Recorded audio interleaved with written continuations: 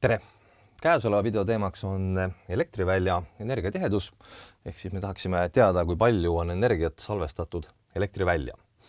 Ja varasemalt me siis vaatasime, milline on laengute süsteemi potentsiaalne energia ja selle video lõpptulemusele me jõudsime sellise avaldiseni, et siis kui meil on teada laengute ruumtihedus ja meid huvitab, kui suur on energia, mis on salvestatud mingisse ruumi ossa, siis me saime selle leida sellise kolmekordse ruumintegraaliga üle siis selle huvipakkuva ruumi osa.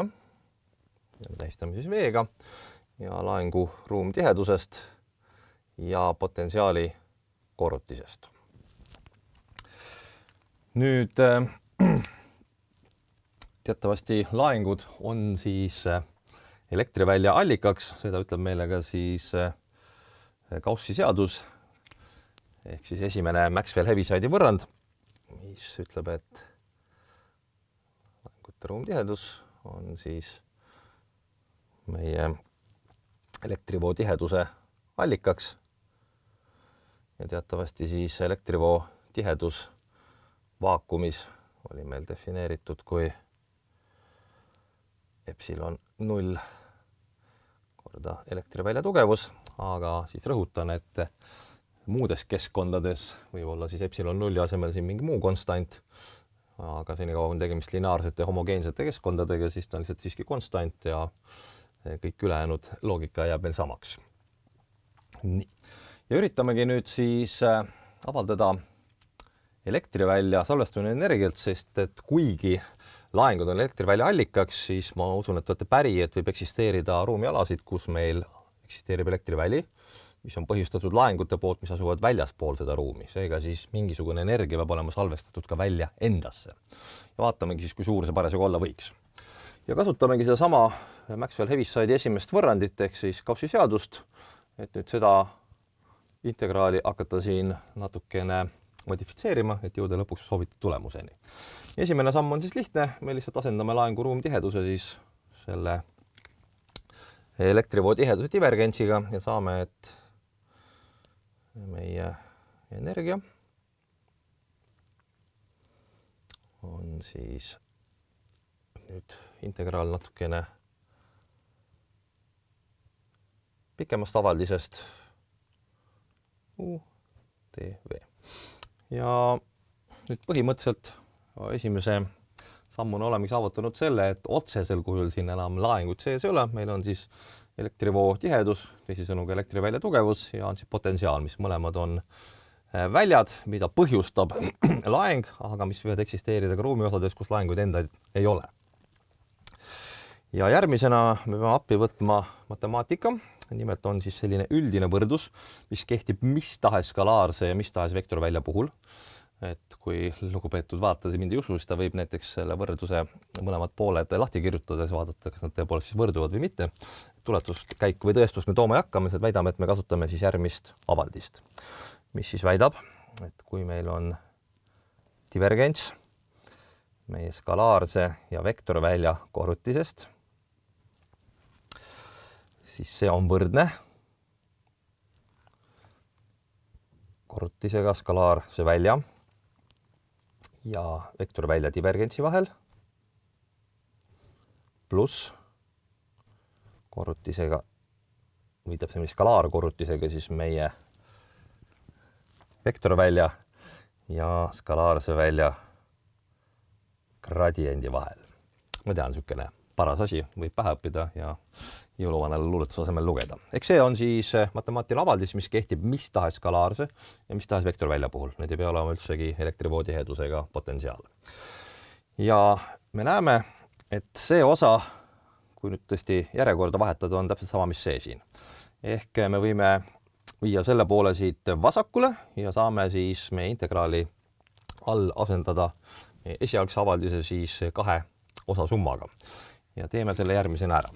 Ehk siis meie potentsiaalne energia on 1/2 kolmekordne integraal üle huvipakkuva ruumiala. Ja nüüd me saame siia alla kirjutada siis sulgudesse ehk siis see vasakpool, gradient siis meie potentsiaali ja elektrivoo tiheduse korrutisest. Ja maha lahutame siis meie elektrivoo tiheduse, mis on läbi korrutatud siis meie potentsiaali gradiendiga. Te võite juba mõelda, mis asi potentsiaali gradient oli. See peaks ka tuttav asi olema. Ja TV. Nii. Nüüd, kuna meil siin on tegemist divergentsiga milleski, siis me saame kasutada meie vana head tuttavat divergentsi teoreemi, mis siis ütles seda, et me võime kas võtta ruumintegraali üle kõikide allikate mingis ruumala sees ehk divergentsi või sama hästi saame täpselt sama tulemuse, kui me lihtsalt vaatleme ainult selle ruumi pinda ja vaatame, kui suur on siis selle väljavoog läbi kogu selle pinna. Võib-olla võiks selle jällegi välja kirjutada, kuna see meil niisugune abivalem. Eks divergentsi teoreem ütles, et mingisugusest pinnast S, mis piirab, eks ole, siis seda meil huvipakkat ruumala. Ja kui meil juba elektrivoo tihedus jutuks on, siis me võime mõõta kas siis selle voo üle kogu pinna, ehk kui palju meilt elektri välja tuleb sellest pinnast, või me võime alternatiivina siis vaadata, kui suur on selle välja divergents selle ruumala sees. Ja mõlemad tulemused annavad meile ühe ja sama vastuse. Hetkel on meil siis tulemus sellisel kujul ja me tahame viia ta lihtsustamise mõttes sellisele kujule. Ehk nüüd me peame kasutama siis kahte erinevat integraali, me saame ühest 3-kordsest integraalist teha 2-kordse ja meie valem elektrivälja energia jaoks arenenud järgmisele kujule. Üks kahendik. Kinnine pintintegraal üle pinna S, siis meie potentsiaali ja elektrivoo tiheduse korrutisest S ja saame maha lahutada üks kahendik, 3-kordne ruumintegraal üle siis selle pinna poolt piiratud ruumala ja sinna sisse jääb meile siis elektrivoo tihedus, mis on läbi korrutatud potentsiaali gradiendiga.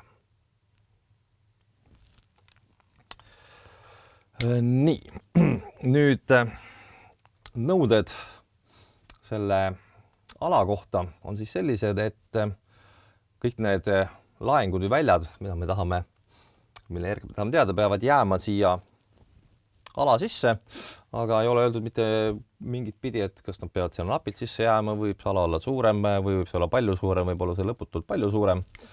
Ja hea trikk siis sellest esimesest poolest lahti saamiseks on see, et me teeme selle ala lõputult suureks. Ehk võime ette kujutada, näiteks on tegemist siis keraga, mille raadius on lõputult suur.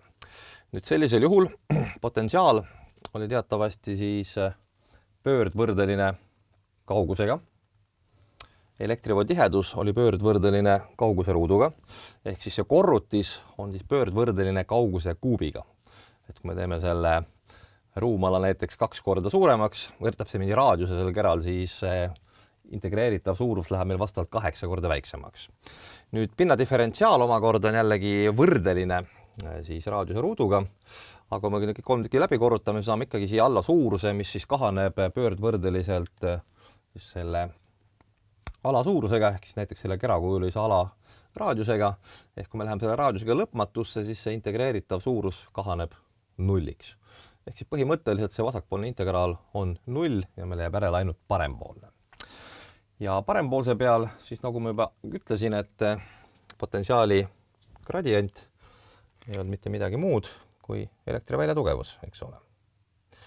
Ja elektrivälja tugevus on täpsemini siis potentsiaali gradiendi vastandmärk või vastand suurus, aga nagu me näeme, meil on siin integraali märgi ees kenasti miinusmärk olemas. Ehk siis me saame vasakpoolne integreeritav muutub nulliks ja parempoolse me saame siis lihtsustada nüüd kujule, mis võib-olla tuleb juba tuttav ette. Ehk miinusmärk kaob eest ära, see läheb meile siia sisse. Järele jääb ikka 3-kordne ruumintegraal, sellest me kahjuks lahti ei saa. Ja siia jääb sisse siis elektrivoo tiheduse ja elektrivälja tugevuse skalaarkorrutis. Ja elektrivoo tihedus vaakumis on siis määratavasti epsilon nullike korda elektrivälja tugevus Rõhutan veel kord, et kui mingi muu keskkonna tegemist, siis epsilon 0 asemel on siin mingi muu konstant, aga põhimõtteliselt ikkagi konstant. Ehk me saame seda veelgi lihtsustada, võime siis siia elektrivoo tiheduse asemel kirjutada selle avaldise ja kuna epsilon 0 või ka mis muu tahes konstant on konstant, siis ta juba definitsiooni järgi võime tuua ta integraali märgi ette. Seega siis see meie ihaldatav lõpptulemus ongi nüüd käes. Ja see energia on siis epsilon 0 jagatud 2. Ja peame siis vaatama üle kogu selle huvipakkuva ruumala. Ja siia jääb sisse meile siis elektrivälja tugevuse skalaarkorrutis iseendaga TV. Nüüd, millega on võrdne mingi suuruse, vektorsuuruse skalaarkorrutis iseendaga? Skalaarkorrutis teatavasti oli siis esimese vektori moodul, korda teise vektori moodul, korda nende vahelise nurga koosinus. Kuna on tegemist iseendaga, siis nurk on teatavasti 0 ja 0 koosinus on 1. Ehk siis on võrdne lihtsalt elektrivälja moodul korda elektrivälja moodul, ehk siis elektrivälja mooduli ruut. Ehk selgub, et see energia sõltub ainult sellest, kui tugev on elektriväli ruumalas, aga ei sõltu sellest, mis suunas ta vaatab.